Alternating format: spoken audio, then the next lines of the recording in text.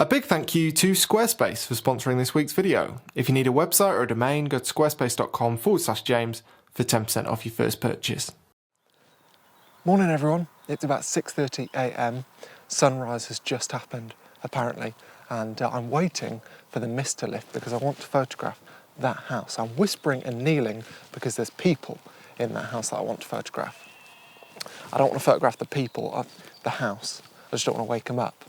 Also there's sheep dotted around that I want to be in my photo, so I'm trying to be a bit quiet and stealthy, although I do feel like I'm being a bit creepy at the same time. Right then, so mist I think is finally starting to clear. That house is becoming a little bit more obvious, as are the trees in the background. My bag's down there, out the way, along with my tripod, and I am going to try and find some decent compositions. I think I'm going to have to be kneeling down because I want to include these tree branches that you can see up here, because I think they add a bit of atmosphere and make me look like I'm in a woods, whereas actually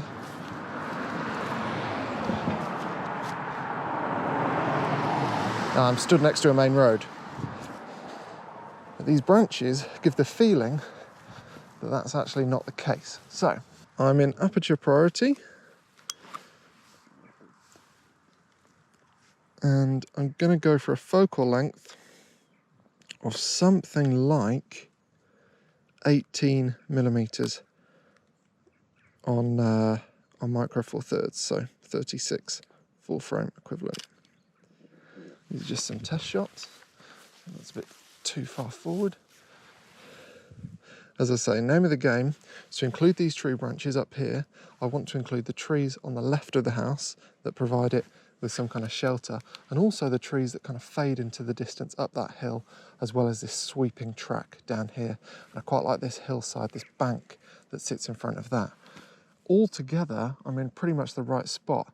There's a couple of things annoying me. There are a load of sheep over there, which I wish would wander to sort of the front garden of this house. That would make for another point of interest, but I don't think they're going to, particularly if I keep talking. So, anyway, we'll crack on. If you expected that I was still going to be outside, you're not alone. To be honest, I thought I would be as well, but about an hour or so after that last clip that you saw, the conditions improved enough for me to get the kind of photo that I wanted to get. And what I thought I'd do is explain how I've edited some of those photos. I didn't do anything interesting in that hour between the last clip and me taking these photos, so I thought I wouldn't burden you with any of the footage.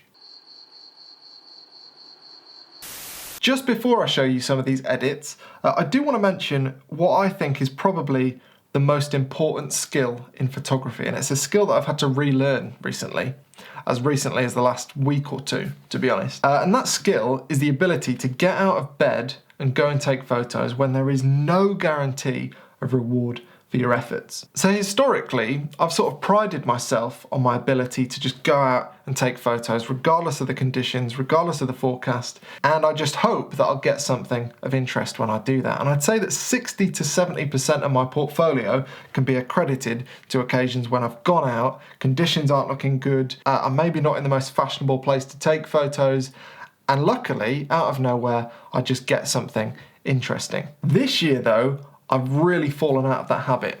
I think as the world has gone a bit crazy this year, I've just let myself off the hook every time I felt a bit tired, or I don't want to go out in the cold, or I don't want to get wet. I just said, oh, don't worry about it, James. You stay at home. It's probably best you stay at home. Nonsense. That is absolutely ridiculous when you're a photographer. You need to be able to go out and risk not getting reward for all the hard work that you put in getting to places and, like I said, just getting out of bed, to be honest. There was a saying that I used to hear all the time when I was a kid, when I used to play sport, which was something along the lines of, you miss 100% of the shots that you don't take. I'm sure I've heard that elsewhere, to be honest. It's probably all over management seminars and stuff now. But yeah, I remember hearing that from when I used to play football. And I don't think there's any arena that that's more applicable in than photography. I mean, it sounds quite obvious, doesn't it, to be honest? You miss 100% of the shots that you don't. Obviously, you don't get photos that you don't take. but I think it's a much more succinct way of trying to say what I'm trying to say. So yeah, if conditions aren't good, if the weather looks rubbish, if you're not in a particularly good spot for photography, get out with your camera, and I'd say 99% of the time you will be disappointed, but 1% of the time will be unbelievable, and it'll more than make up for the other 99 times. And it'll give you the motivation to keep going for the next 99 times that the conditions are generally what the forecast said they would be. And it's difficult because photography, like sport, is a results-driven business. For the most part, we're out to try and get good results. But yeah, those results are only possible if you get on the pitch. I'm going to leave that analogy there.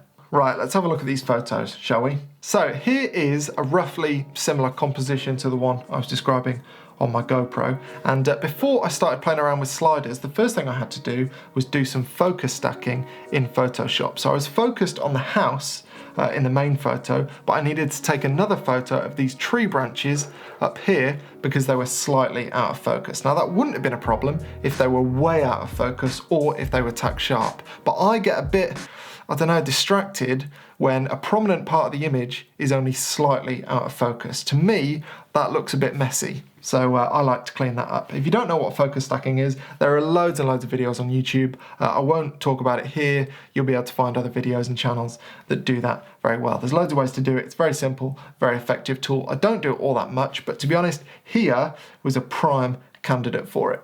Anyway, so this is the image that I've pulled back out of Photoshop, having done the focus stacking. And now I can have a look at, why has that just gone big?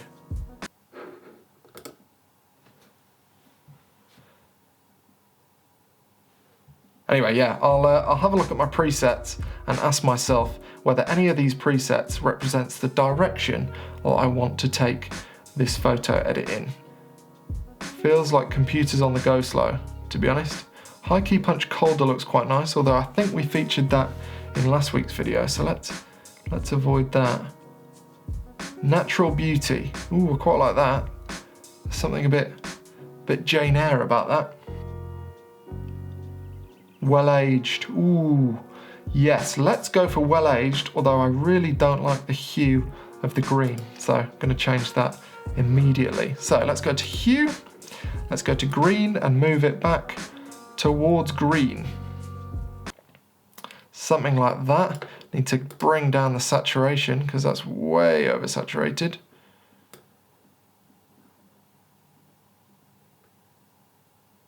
Maybe that. I don't know if these edits are keeping up with the screen recording. My computer seems to be on the go slow, so I apologise if this isn't matching up particularly well. So that, colour-wise, I think works quite well. I'm going to take the gradient tool. Come on. And I'm just going to make sure that the corner of the image is dark enough to draw your eye away from the corner towards the house. That looks pretty good. The key with doing this is making sure you don't lose all the detail. If you just have a completely black corner, I think that looks a bit sloppy, to be honest. So I like to try and keep some detail. To do that, when I've reduced the exposure, I just try and brighten the shadows a bit to make sure there is still some detail down there. That looks pretty good. And I think my computer has completely frozen. Next up, Radial Filter. Yeah, so here we go. And I'm just going to change the shape and direction of this radial filter. Looks like it's set up to brighten the exposure a bit, which it is, and boost the sharpness, which I don't have a problem with. I might actually just increase the texture as well, maybe bring down the blacks a touch. But that, I think, is a pretty good result. The only thing I don't really like about this image is there's a bit of negative space that I'm actually not too happy with. So over here, this kind of L shape that you get between these branches and these trees, and then the gap between these branches here, I'm not the biggest fan of. So I think I'll probably try and fix that in Photoshop and bring the image together more tightly. Okay, so edit in Adobe Photoshop. Edit. Right, okay, aim of the game with this one, pretty clear. I want to crop the photo and make the house a little bit bigger, something like that. The problem with doing that, as you can see, is that I lose these branches over here. And I don't want to do that, so I've got to move the branches. To do that, I'm going to unlock this background layer, and then I'm going to click Command J. Click, select, type, whatever. Then I'm going to reduce the opacity of that top layer that I've just created, and I'm going to move it to where I want it to appear. So, something like that. I want to keep the aspect ratio about 4:3, so I'm going to need to move it down as well as across. So I think that is all right, something like that. There are loads of ways to do this. I'm doing a bit of a sort of dirty manual way, to be honest, but yeah, you can be much more precise than I am being. Okay, so that looks pretty good.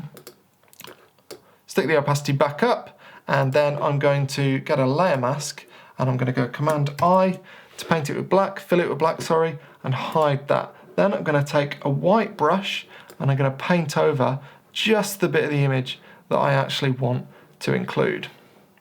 Perfect. And then I'm going to crop, and I'm going to change the image size to reflect that moved branch. Something like that. Perfect. That looks a bit more put together. There's less negative space, and the house is a bit bigger. So I think that works a little bit better. I could have changed that in the field, to be honest, but well, I made a bit of an error, so there we go. But yeah, that's that photo. Back to Lightroom, and I'll show you some others. So yeah, I've got a couple of versions of it. This is a portrait version, which I quite like. I like the fading black towards the house. That kind of draws your eye in.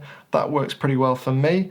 Another one was a bit of a tighter view, which I got, as you can probably tell, when the mist had sort of faded a bit, and I think therefore it lacks a little bit of atmosphere because of that. I'd caught this one probably, I don't know, 10-15 minutes too late, but I do like the slightly tighter crop. I think that works equally well.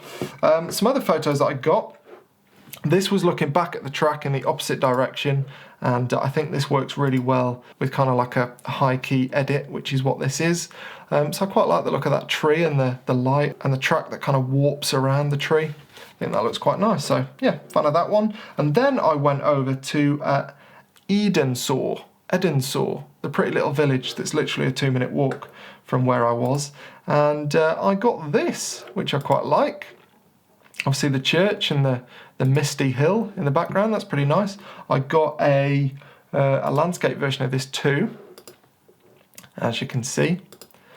So I'm quite happy with those. I think that looks quite ethereal. And then I went over to this hill over here, walked over here to get the opposite view, and basically got the same thing. So look at this cloud on this hill, and then the other direction was essentially a mirror image.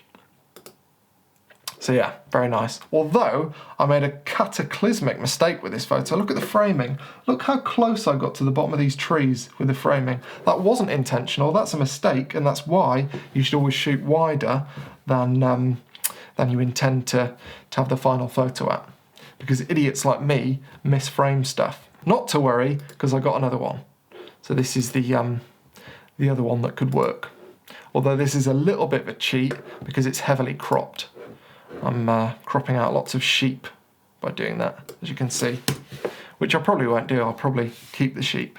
But yes, a very pretty area, very nice conditions, very pleased I got out of bed. And I'm pleased I've got my mojo back for doing that, because yeah, most of this year I've just been a bit lazy, to be honest. Anyway, yeah, so that's my little image haul. There might be others, to be honest. I've only been back a couple of hours, so I'm not too sure. Hopefully there are, and I'll show you in due course if there are, or they'll probably be in next year's book, maybe. Right then, folks, that is that. I'm trying to hide the carnage that's about to ensue on my desk. I'm going to Scotland tomorrow, so I'm starting packing. Very excited, but it does look like I've made confetti out of SD cards. But thank you very much for watching, and thank you to Squarespace for sponsoring this week's video. So if you're after a website and the thought of designing one makes you feel like you need to go and have a lie down, Squarespace is probably for you. So I've been using Squarespace for probably 4, 5 or 6 years now for my business, and I absolutely love it. There are loads and loads of different templates so you can make your website look exactly how you want it to with very little design work. In fact, no design work if you're not interested in changing things like fonts and colours. You can do as much or as little as you like to get the exact website that you want. And yet it's turned into a really integral tool in my business, and I wouldn't change it for the world. If you're interested in checking out Squarespace, then you can go to squarespace.com for a free trial. And if you want to make a purchase after that, then you can go to squarespace.com/James for 10% off your first purchase on an online store, a website, or a domain. Check out Squarespace, and thank you so much to them for their continued support on this channel. It's really appreciated. And thank you to you for watching. Next time, I'll be in Scotland, unless something has gone horribly wrong. Fingers crossed.